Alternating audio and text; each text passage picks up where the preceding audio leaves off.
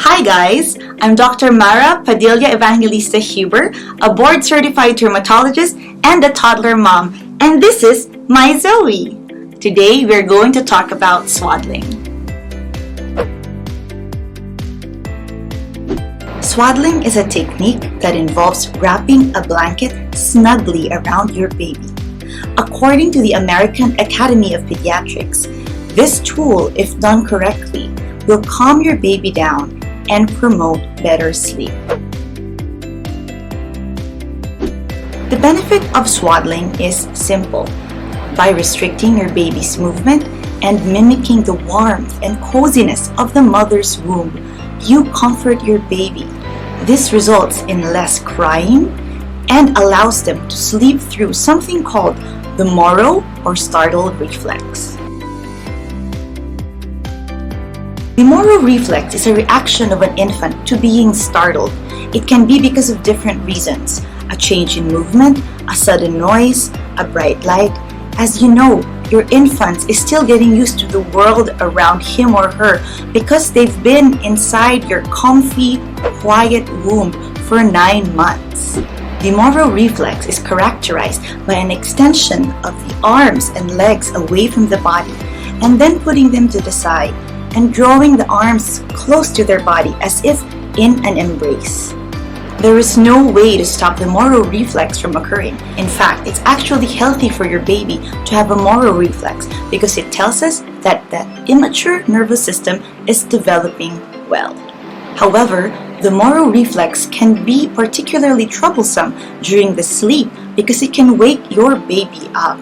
Babies can also feel overstimulated with all the overwhelming changes happening around him or her, and swaddling your baby provides them security as they adjust to life outside the womb.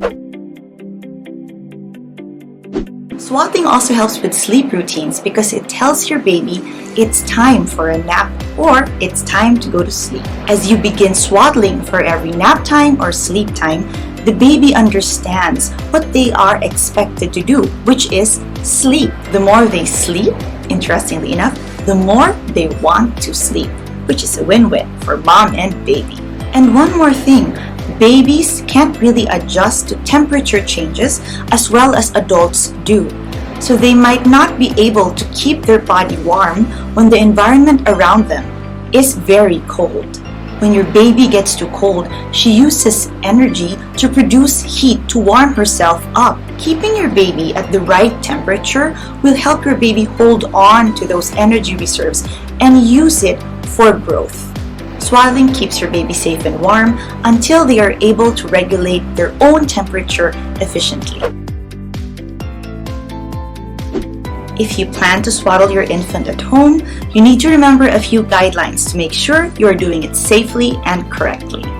Follow the safe sleep recommendations of the American Academy of Pediatrics. This says that the baby should always sleep on their backs.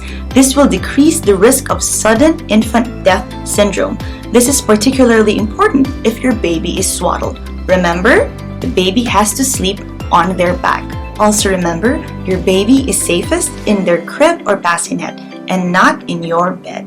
Monitor your baby to be sure that he or she doesn't roll over when swaddled. Irrespective of which swaddling method you use, please remember to stop swaddling when your baby starts showing signs of being able to independently roll over, which would probably happen in between 2 to 4 months of life. Your baby's arms should not be restricted when he or she already can roll over. Also observe your baby's arousal state. Babies who are swaddled tend to sleep longer, which we like.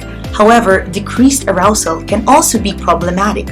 For example, if a blanket is already going over your baby's face, if your baby is sleeping deeply, he or she might not be able to move their body to try to remove that swaddle covering their face, increasing the risk of suffocation. It's good to use swaddling as part of both your nap time and sleep routine.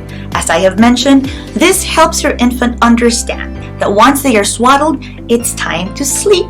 So that helps with establishing a routine, which is extremely beneficial for us moms and our babies. And now for the don'ts. Never place a swaddled baby on their tummies. Swaddle snugly, but not tightly. Too tight of a swaddle forces your baby's legs into an unnaturally straight position, which can damage the hips, the joints, and the cartilage. The American Academy of Pediatrics Orthopedic Section is really advocating for hip-healthy swaddling, where the swaddling allows the baby's legs to be bent and flared outward. Do not leave loose blankets in your baby's crib or bassinet.